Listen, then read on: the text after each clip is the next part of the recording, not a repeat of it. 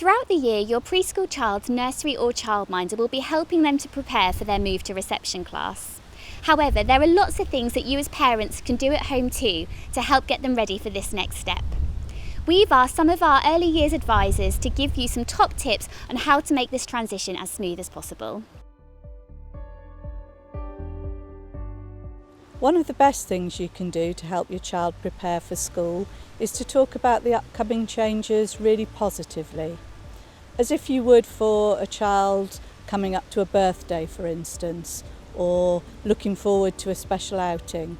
A good way to do this is to share fun things with them, like buying a new school uniform, maybe getting a new lunchbox, or helping them choose a new water bottle. When your child is starting school, it's really important that they know what to expect, because that will increase their confidence.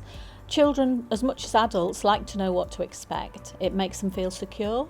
So it really helps if you've got a really good routine, particularly at bedtime, because they will need a lot of sleep.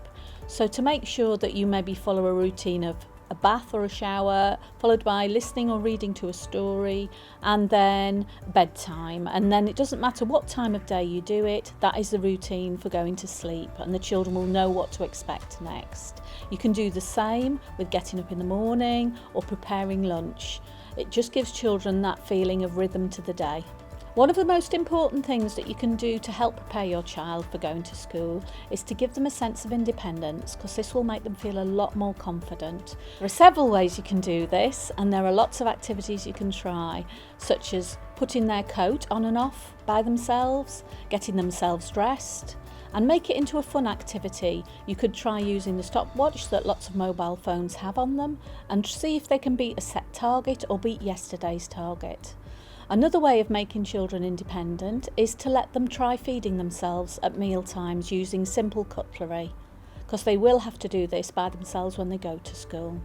It's really important that you should pick up your school's welcome pack if they've got one. This may well contain an All About Me booklet for you and your child to fill in together.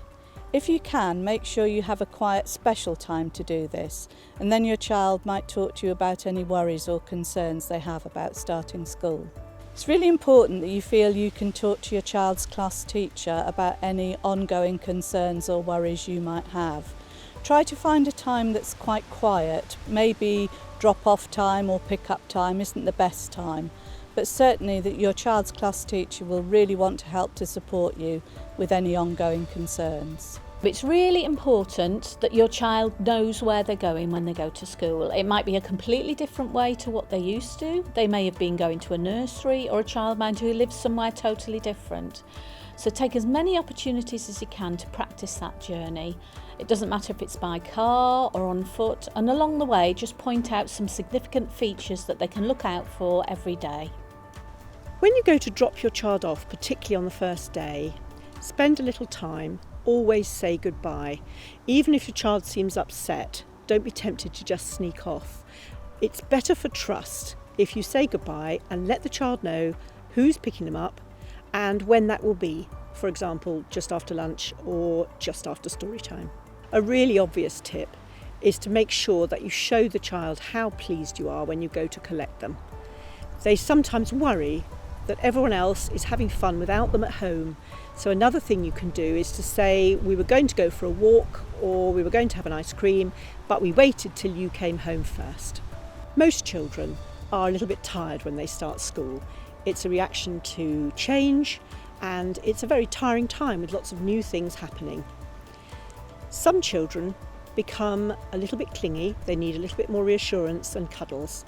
Other children become a little bit more confident and can be a little bit demanding and challenge those boundaries.